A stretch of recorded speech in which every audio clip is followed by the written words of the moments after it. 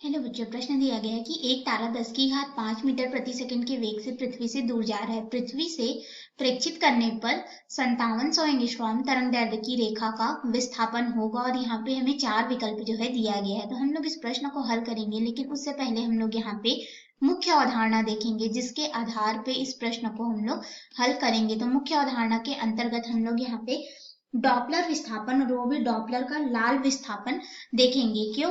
क्योंकि देखिए यहाँ पे क्या हो रहा है कि तारा जो है पृथ्वी से दूर जा रहा है। तो जब कोई भी वस्तु जो है स्रोत यानी कि जो स्रोत होता है प्रेक्षक यानी कि पृथ्वी, प्रेक्षक हो गया, पृथ्वी से देखा जा रहा है, दूर जाता है, तब एक स्पेक्ट्रम में जो दृश्य क्षेत्र की मध्यवर्ती तरंगदैर्ध्य लाल रंग की ओर विस्थापित होती है। इसीलिए यहाँ पे क्या होता है, तरंगदैर्ध्य में वृद्धि होती है और इसे लाल विस्थापन कहते हैं। तो हम लोग यहाँ पे डॉपलर का जो है लाल विस्थापन को देखेंगे। डॉपलर का लाल विस्थापन हम लोग यहाँ पे देखेंगे, ठीक है, तरंग में।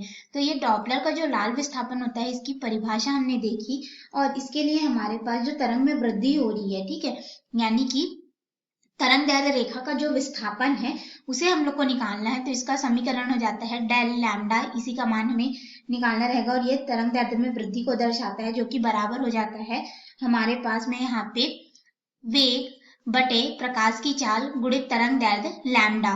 तो ये हो गया हमारा समीकरण 1। अब इसके अनुसार हम लोग अपने मुख्य प्रश्न में आएंगे। तो देखिए मुख्य प्रश्न में हमें यहाँ पे तारे की चाल v बराबर 10 की घात 5 मीटर प्रति सेकंड दिया गया है और हमारे पास यहाँ पे जो पृथ्वी से प्रेक्षित तरंगदैर्ध्य उसका भी मान दिया गया है, तरंगदैर्ध्य लैम्डा का 5700 एंगस्ट्रॉम। इसको एंगस्ट्रॉम में ही रहने देते हैं क्योंकि उत्तर हमें एंगस्ट्रॉम में निकालना है और हम लोग जानते हैं प्रकाश की चाल c बराबर होता है 3 गुणित 10 की घात 8 मीटर प्रति सेकंड होता है। तो इन सभी मानों को हम लोग मुख्य अवधारणा का समीकरण 1 प्रयोग करेंगे और उसमें रख देंगे। तो जो डेल लैम्डा का मान है हम लोग को यह ज्ञात करना है, ठीक है। तो यहाँ पे तारे की चाल 10 की घात 5 मीटर प्रति सेकंड, फिर बटे में यहाँ पे हो जाएगा प्रकाश की जो चाल होती है, ये हमारे पास होता है 3 गुणित 10 की घात 8 मीटर प्रति सेकंड गुणित तरंगदैर्ध्य। तो ये हमारे पास हो जाएगा 5700 या फिर 57 गुणित 10 की घात धनात्मक 2 रख सकते हैं।